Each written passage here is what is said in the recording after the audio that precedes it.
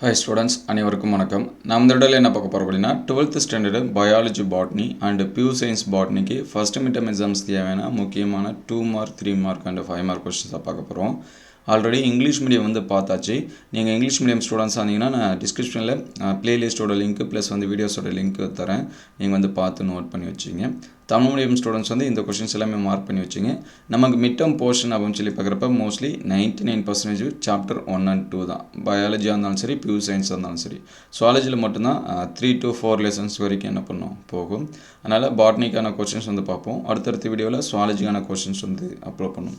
Already நம்ம biology பார்த்தீங்கன்னா centum challenge அப்படின்னு சொல்லிட்டு ஒரு சில வீடியோஸ் அப்லோட் பண்ணியிருக்கோம். அதோட லிங்க்கும் நான் டிஸ்கிரிப்ஷனில் தரேன். அதில் இருக்கக்கூடிய கொஷின்ஸ் எல்லாமே இம்பார்ட்டன்ட் கொஷின்ஸ் தான். அது எல்லாமே ஃபாலோ பண்ணி படிச்சுங்க. புக் பேக்கில் இருக்கக்கூடிய கொஷினும் நம்ம அப்லோட் பண்ணியாச்சு. புக் பேக்கில் என்னென்ன கொஷின்ஸ் இம்பார்ட்டன்ட் கொஷின்ஸ் இருக்குது அப்படின்னு சொல்லிட்டு அதோட முடிஞ்சால் டிஸ்கிரிப்ஷனில் தரேன். நீங்கள் செக் பண்ணி பார்த்துக்கலாம். அல்லது வீடியோ லிஸ்ட்டில் இருக்குது, நீங்கள் செக் பண்ணி பாருங்கள். K C botany 12th bio botany book back important question பார்த்தீங்கன்னா நமக்கு சர்ச்சில் போடும்போது அந்த மாதிரி போட்டிங்கன்னா உங்களுக்கு வரும். நம்ம வாட்ஸ்அப் குரூப் சேனலில் ஜாயின் பண்ண அந்த டிஸ்கிரிப்ஷன் லிங்க்கில் தரேன். நீங்கள் ஜாயின் பண்ணிங்க. ஒரு சில பிடிஎஃப் இதெல்லாமே சென்ட் பண்ணுவோம். நிறைய ஸ்டூடெண்ட்ஸ் பிடிஎஃப் கேட்குறீங்க. நான் ஃபோட்டோவாக இமேஜாக பார்த்தீங்கன்னா நான் வாட்ஸ்அப் சேனலில் ஷேர் பண்ணுறேன். ஏன்னா லிங்க் அதிகமாக க்ரியேட் பண்ண முடியல, ட்ரைவில் முடிஞ்சிருச்சு ஸ்பேஸ் இதெல்லாமே. அதனால் கண்டிப்பாக நான் இமேஜாக ஷேர் பண்ணுறேன். நீங்கள் அதை பிடிஎஃபாக கன்வெர்ட் பண்ணி கூட பிரிண்ட் அவுட் எடுத்துக்கலாம். மோஸ்ட்லி இந்த கொஷின்ஸ் எல்லாமே ரொம்ப ரொம்ப முக்கியமான கொஷின் தான். இதில் நம்ம ஒவ்வொரு சாப்டருக்கும் 2 டைப் ஆஃப் கொஷின் இருக்குது. சரிங்களா? இங்கே ஃபஸ்ட்டு இருக்குது பார்த்தீங்களா, இந்த கொஷின் மினிமம் பாஸ் கேண்டிடேட்டுக்கு. இந்த 2 கொஷினும் மிங்கிள் பண்ணி படிச்சிங்க அப்படின்னா ஃபுல் மார்க்ஸ் என்ன பண்ணலாம், ஈஸியாக ஸ்கோர் பண்ணலாம். நீங்கள் ஸ்டார்டிங்லேருந்தே இந்த கொஷின்ஸ் எல்லாமே கம்பல்சரியாக படிச்சிருங்க. ப்ளஸ் புக் பேக்கில் சொல்லக்கூடிய கொஷின்ஸ் படிச்சிங்க அப்படின்னா ஈஸியாக ஃபுல் மார்க்ஸ் எடுக்கலாம். நிறைய ஸ்டூடெண்ட்ஸ் பண்ணுற தப்பு என்னென்னா, எக்ஸாமுக்கு முன்னாடியே படிக்கிறது கிடையாது. எக்ஸாம் டைமில், நாளைக்கு எக்ஸாம்னா அந்த டைமில் படிக்கிறது. சரிங்களா? இப்போ நான் ஸ்கூல்லே பார்த்தீங்கன்னா ஸ்டூடெண்ட்ஸ்க்கு ஒரு நாளைக்கு 2 கொஷின் 3 கொஷின் மோஸ்ட்லி 2 தாண்டாது. அந்த கொஷினை படிச்சுட்டு சொன்னாலே மறுநாள் என்ன பண்ணிட்டு வர மாட்டாங்கன்னா படிச்சுட்டு வர மாட்டாங்க. அப்போ அந்த ஸ்டூடெண்ட்ஸ்க்கு எல்லாமே பார்த்தீங்கன்னா மார்க்ஸ் குறையும். சரிங்களா? அதனால் நீங்கள் டெய்லியும் இந்த கொஷினை ப்ராக்டிஸ் பண்ணுங்கள். கிடைக்கக்கூடிய டைமிங்கு உங்களுக்கு ஸ்லிப் டெஸ்ட் இதெல்லாமே வச்சாங்கன்னா மோஸ்ட்லி இந்த கொஷின்லாம் ரிப்பீட்டடாக உங்களுக்கு என்ன பண்ணுவாங்க வைப்பாங்க. பிடிஎஃப் வேணுங்கிற ஸ்டூடெண்ட்ஸ் மோஸ்ட்லி ஸ்க்ரீன்ஷாட் எடுத்து வச்சிங்க. லேண்ட்ஸ்கேப்பில் வச்சு உங்களுக்கு ஈஸியாக தெளிவாக தெரியும். இதில் ஃபஸ்ட்டு 2 மார்க்ஸ் பார்ப்போம். நகல்கள் என்றால் என்ன, கருவூன் திசு என்றால் என்ன, போலன்கீட் பற்றி சிறுகுறிப்பு வரைய, மென்சூல் திசு மற்றும் தடிசூல் திசு வேறுபடுத்துக, கேந்திரஃபிலி என்றால் என்ன, கரூரா கனி என்றால் என்ன, எடுத்துக்காட்டு தருக, அதோட முக்கியத்துவம் படிச்சுருங்க. சுரப்பட்ட பிட்டம் மற்றும் ஊடுருவ வகையிட்ட பிட்டத்தை வேறுபடுத்துக. இது எல்லாமே 2 மார்க்ஸு. 3 மார்க்ஸ் பார்த்தீங்கன்னா சூழின் படம் வரைந்து பாகம் குறி. பாகம் மட்டும் குறிச்சிங்கன்னா 3 மார்க்ஸு. எக்ஸ்பிளைனாக எழுதுனீங்க அப்படின்னா உங்களுக்கு 5 மார்க்ஸு. லாஸ்ட் டைம் இதோட 5 மார்க்ஸ் கேட்டாங்க. அதுக்கடுத்து மகரந்த பையோட குறுக்கு வெட்டு தோற்றம், அதுவும் அதே போல் தான். சரிங்களா? எக்ஸ்பிளனேஷனாக எழுதுனா 5 மார்க்ஸ். எண்டோதீசியம் மகரந்த பை வெடித்தலுடன் தொடர்புடையது. இந்த கூற்றை நியாயப்படுத்துக. டப்பிட்டத்தின் பணி.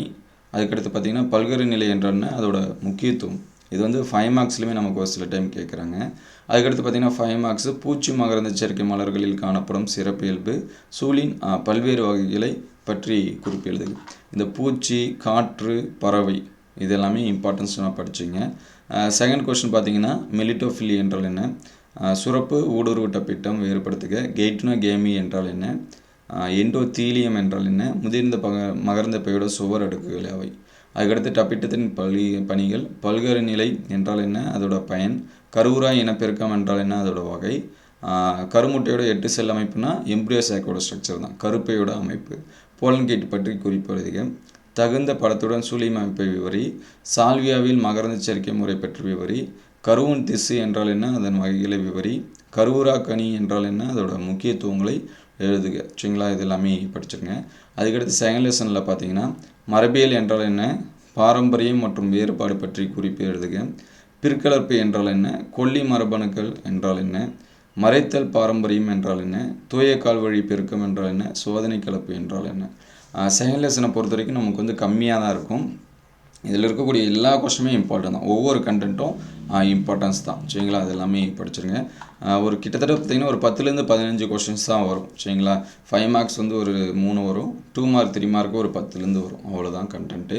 அது எல்லாமே படிச்சிருங்க. மெண்டலின் 7 வேறுபட்ட பண்புகள், ஒரு பண்பு கலப்பு அட்டவணை மட்டும் எழுதுக, இணை ஓங்குத்தன்மை என்றால் என்ன, பல்பண்பு கூறுத்தன்மை என்றால் என்ன, பரிமாற்ற கலப்பு என்றால் என்ன, இருபண்பு சோதனை கலப்பு என்றால் என்ன. சோதனை கலப்பு வேறு, இருபண்பு சோதனை கலப்பு வேறு.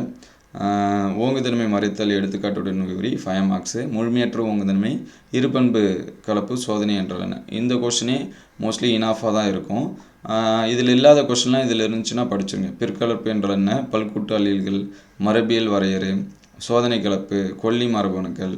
அதுக்கடுத்து மெண்டலைத்தை மறு ஆய்வு செய்த அறிஞர்கள் யார், சைட்டோபிளாசம் மரபொழி பாரம்பரியம் என்றால் என்ன, மெண்டல் தன் ஆய்வுக்கு பட்டாணிச்செடியை ஏன் தேர்வு செய்தார், முழுமை பெறா ஓங்குத்தன்மை இணைய ஓங்குத்தன்மை வேறுபடுத்துக, ஒடுங்கு கொல்லி மரபணு பெற்றுள்ள ஆண்டியர் இனத்தில் காணப்படும் 3 வகை தாவரங்களை கூறுக, மெண்டலின் வேறுபட்ட 7 பண்புகளை கூறுக. அதுக்கடுத்து பார்த்திங்கன்னா மரபணுக்கிடையே நிகழும் இடைச்செயலை உதாரணத்துடன் விளக்குக, தொடர்ச்சியற்ற வேறுபாடு தொடர்ச்சியான வேறுபாடு வேறுபடுத்துக, முழுமையற்ற ஓங்குதன்மையை விளக்குக. சரிங்களா, இது எல்லாமே இம்பார்ட்டன்ஸ் கொஷின்ஸ் தான். சாப்டர் 3 எந்த டிஸ்ட்ரிக்டாவது கொடுத்தாங்கன்னா கமெண்ட் பண்ணுங்கள். நான் சாப்டர் 3க்கான கொஷின்ஸும் அடுத்தடுத்த வீடியோவில் அப்லோட் பண்ணுறேன். Mostly pure science and biology இந்த கொஷினே இனாஃபிங்காக இருக்கும், உங்களுக்கு போதுமான அளவுக்கு இருக்கும்.